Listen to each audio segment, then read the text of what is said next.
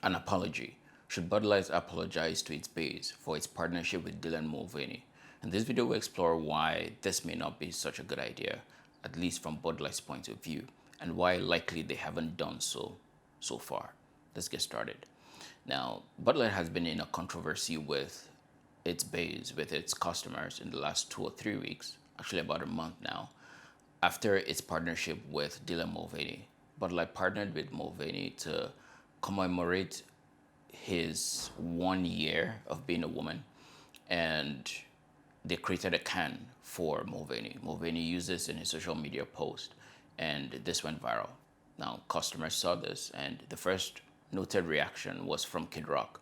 Kid Rock posted a video of him taking shots, put a bunch of Bud Light cans, took out his rifle and took shots on the cans. And then there's an influencer or model that did the same thing a few days later. Since then, things have gone really bad. Even in Boston, where I'm an attorney and where Boston is one of the most liberal cities that I've ever been in. And yet, even in Boston recently, during the baseball game, there was no one buying Bud Light on the stands. Everyone joined the lines for other beers, including other beers that Anheuser-Busch has.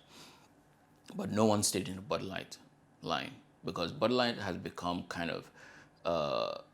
it's become socially unacceptable. It's become social stigma to be seen with a Bud Light, which is opposite, which is a terrible place to be, first of all, and opposite of where it was just a couple of weeks ago. A few people have come up with a suggestion. Bud Light should just apologize to its base, tell them, mea culpa. We shouldn't have done this. We apologize for it. Let's move on. There's a reason Bud Light hasn't done that. Now, critics have said that its strategy of avoiding it has not been the best. I agree. But let's explore why Bud Light is probably doing this. So let's look at what is wrong here from Bud Light's point of view. Now, these guys, they just happen to have their largest customer base being conservatives. It could have been anybody else. And if it was anybody else, they'll play to those people's values, not to conservative values. So the company itself is a profit-seeking entity. Let's start from there. So from Bud Light's point of view, the mistake they have made here, just like the CEO said in his first response, was wading into the culture wars. That's from their perspective, the mistake. Wading into the culture wars. It didn't seem like a big deal. The idea that only one marketing executive knew something, did something of this significance is unlikely, because this is a marketing executive that created the ad for Super Bowl, and something that large, an ad for Super Bowl, I do not think it's possible. Corporations are just people, so it's possible that I'm incorrect here. But it is unlikely that just one executive in the whole company creates and green lights a Super Bowl ad, right? It has to go up the chain somehow. Now, it's possible CEO didn't know, but I think very powerful executives were aware. Now, they created this can for Dylan Mulvaney. The question is why?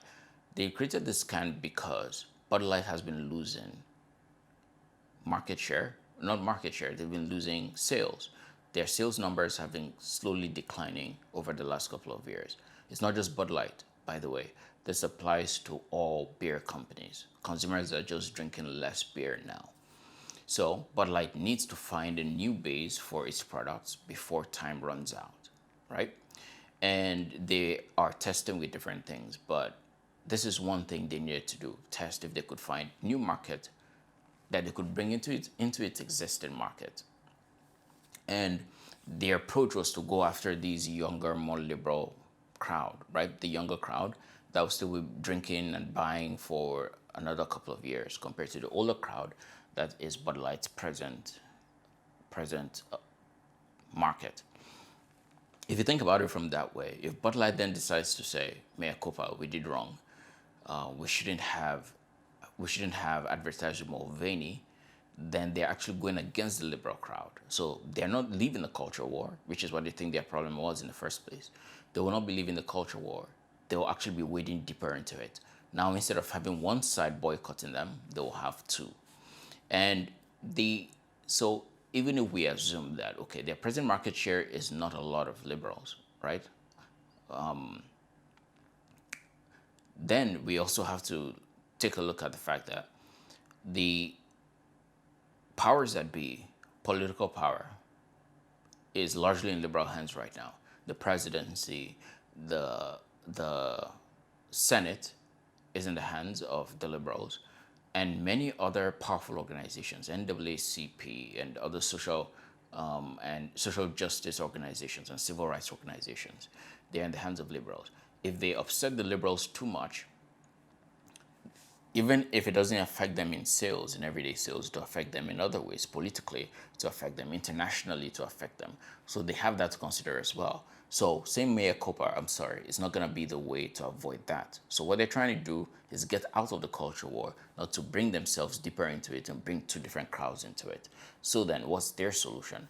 Their solution is, instead of apologizing and wading deeper into it, now we know gay bars are beginning to boycott them already. They want to avoid that. So what they do instead is not say mea culpa. Instead, face the customers you have now and try to change their perspective.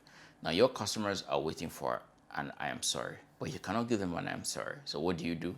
You try to do what the CEO is doing now. You try to refocus them back to who you were in the first place, why they loved you in the first place. And that's why the CEO is taking that approach compared to apologizing. Is that approach going to work? I don't think so. Now, there's also the argument that BudLight's should just pick. Private companies can do this because private companies with a private founder that's still with a founder that's still in charge of the company can take a stand like an individual would. So the question is, what does Bud Light actually believe? And the answer is likely, I don't have any inside track, but I think chances are they don't believe in anything. They believe in sales and making money. Now, a company that believes in something will take a stand either way. They look at the issue itself, which Bud Light can do, look at the issue itself and release a statement saying, hey, we believe that Dylan Mulvaney is a woman for social reason, and we're going to stand by that even if we lose sales. They'll take the sales crash in the first couple of months, years maybe, and the unfortunate truth is that if their product is shitty, the new crowd isn't just going to move into it. Right? Marketing can make a lot of people use shitty products, but getting new customers in will be much more difficult. So, but if their product is good and it will appeal to that crowd, then they may be a smaller company for a little while, but they'll recover. Or they do the opposite. They can come out and say, this was one executive who had these beliefs and the larger company doesn't. And there too, they'll be willing to take the flak. They'll be willing to take the cost of having other organizations, advertising organizations come after them. They'll be willing to bear the cost of government organizations coming after them. They'll be willing to bear the cost of politicians coming after them, social organizations coming after them, media organizations coming after them. They'll be willing to bear that cost. So that's the company's two options. It either tries to stay out of the culture wars if its real principle is simply, I want to make money. Or if it has underlying principles like other companies like Ben and Jerry's, then they pick a stand and they stand by it. Now, this is something that they will have to research for themselves and come to a conclusion as to what they want to do, especially if they choose to make a stand.